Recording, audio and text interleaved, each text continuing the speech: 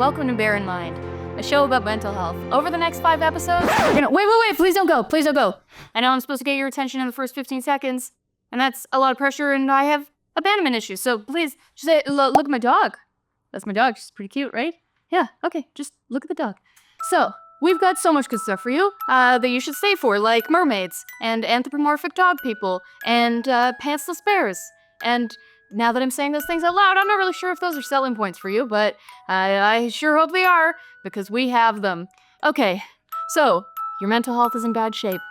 That's what we're here to help you figure out. Right, we're gonna explain how the way that you think about mental health affects your outcomes. We're gonna explain the benefits of different kinds of therapy and how to find a therapist, and different self-care practices. Still with me? Okay, good. In this episode, we're gonna start by examining one of the biggest assumptions about mental health that we've all been taking for granted.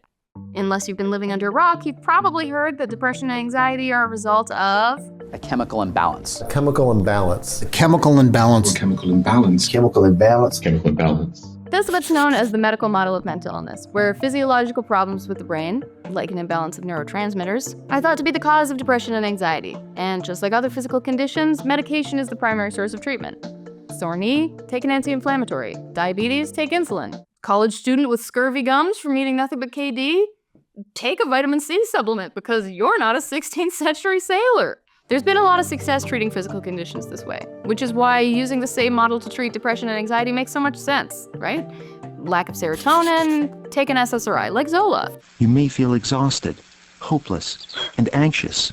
While the cause is unknown, depression may be related to an imbalance of natural chemicals between nerve cells in the brain. Wait, what? The cause is unknown. It may be caused by a chemical imbalance? That's like a mechanic telling you that they may have fixed your brakes. Granted, that's an old ad, and you'd think that we'd know more now, but you'd be surprised to learn that there's as much evidence now to support the chemical imbalance theory as there was back then. Not a lot. Years of studies have failed to demonstrate the validity of the chemical imbalance theory. With all this money and technology, you'd think we would have caught this guy by now. And SSRIs, the medications that are supposed to help correct this chemical imbalance, do no better than placebos in helping people with mild to moderate depression. In fact, the Irish Medicines Board, Ireland's version of the FDA, has banned the drug company GlaxoSmithKline from making claims that depression is caused by a chemical imbalance. And let's be real, if anybody understands depression, it's the Irish, okay? They get 3.5 hours of sunlight a day. One of their biggest celebrities is Conor McGregor, and they refer to a 30-year-long civil war as the Troubles. They sad.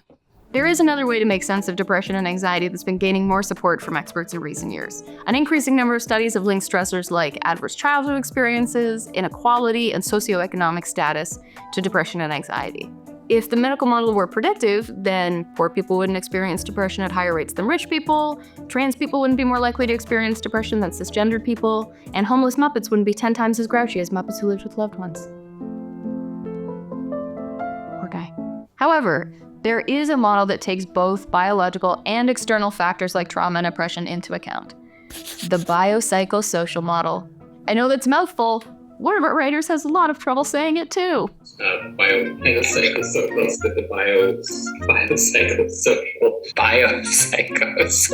never gonna get it. The biopsychosocial model suggests that if we want to understand a person's mental health, we do need to look at their biology, but we also need to look at their psychology, right? The thoughts that go through their head, their coping methods, as well as their social world, their interpersonal relationships, their family, their culture, the oppression they may face. If you're surprised to learn that social and psychological factors impact your mental health, you might also be surprised to learn that water is wet. Looking at someone's mental health only through a biological lens is like going to a strip club for the buffet. Like watching Intervention and not feeling better about your own life. Like having a puzzle that's all edge pieces. You're just not getting the whole picture. Why is it important to know the difference between the medical model and the biopsychosocial model? It's important because how you think of mental illness may drive how you seek treatment.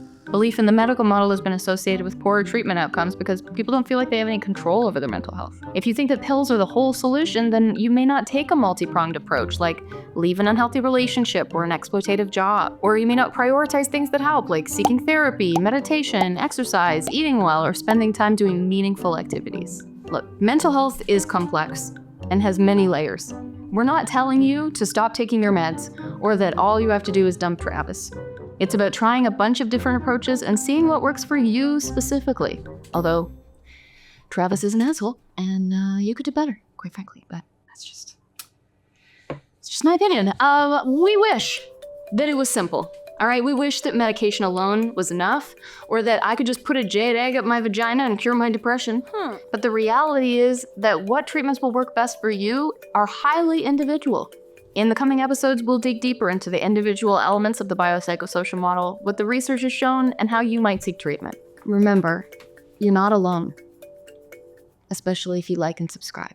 And please share this video with anybody that you think might need it, or anybody you know who's personally bought a jade egg.